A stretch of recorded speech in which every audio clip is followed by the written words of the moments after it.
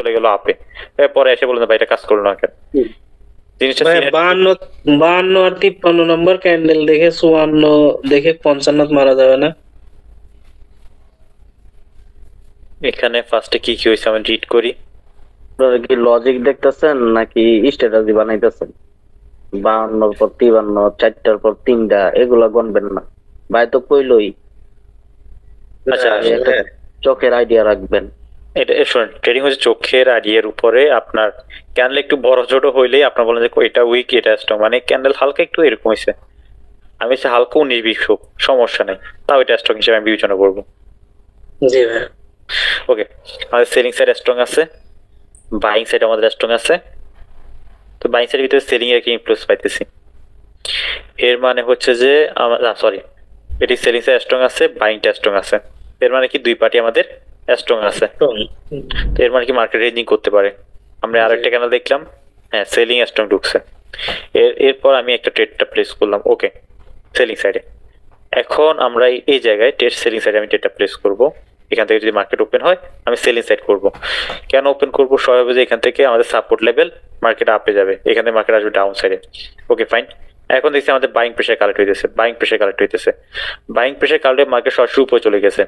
এখন মার্কেট এইভাবে buying pressure collect করে মার্কেট সরাসরি উপরে অনেক দূর যেতে পারবে না, কারণ মার্কেট যদি একটু রান প্রয়োজন হয়, মার্কেট যদি একটু লম্বা রেসের প্রয়োজন হয়, একটু লম্বা পথ অতিক্রম করার প্রয়োজন হয়, তো মার্কেটকে এই প্রেসার গুলা আরো কালেক্ট করতে সময় দিতে হবে। যত বেশি প্রেসার কালেক্ট করবে তত মার্কেট উপরে যাবে। জি ভাই, বুঝতে পারছি। যত বেশি অ্যাকচুয়ালি T4 এর দুইটা অপশন আর কি, ঠিক না? একটা হলো আপনার ব্রেকআউট দেওয়ার পর আমি কন্টিনিউ করতে পারবো, স্ট্রং ক্যান্ডেল আসবে তারপর আমি কন্টিনিউ করতে পারবো ট্রেড নিতে। আরেকটা হলো যে আপনার ব্রেকআউট করা লাগবে না, বাট ম্যাক্সিমাম উইক যখন যেখান থেকে রিজেকশন থাকবে ওইটার একটা জোন ধরে যখন আমার স্ট্রং ক্যান্ডেল আসবে তখন ওটার সাথে আমি যাই। জি জি জি জি।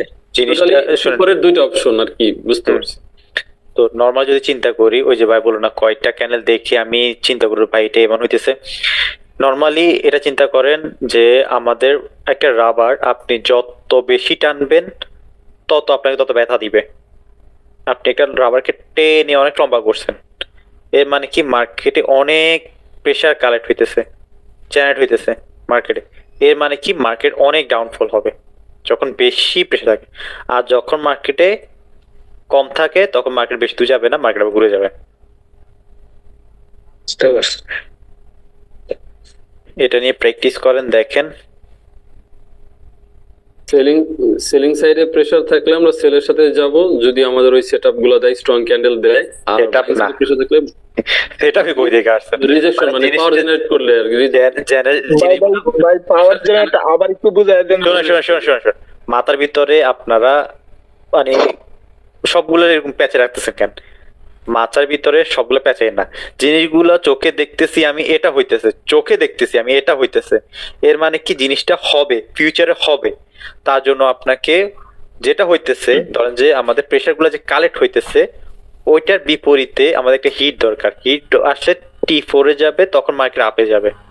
আর জিনিস যেগুলো একটা এরিয়াতে অনেকগুলা আমাদের প্রেসার জেনারেট হয়েছে, মানে অনেকগুলো একটা এরিয়ার ভিতরে, এর মানে কি মার্কেট মনে করেন যে আমাদের আপার সাইডে আমাদের মনে করেন রেজিস্ট্যান্স বলেন, ওই সাইডে দেখছি আমাদের সেলিং এর দিকে প্রেসার অনেকগুলো উইক সেলিং সাইডে আসছে, এর মানে মার্কেট সেলিং সাইডে আসবে।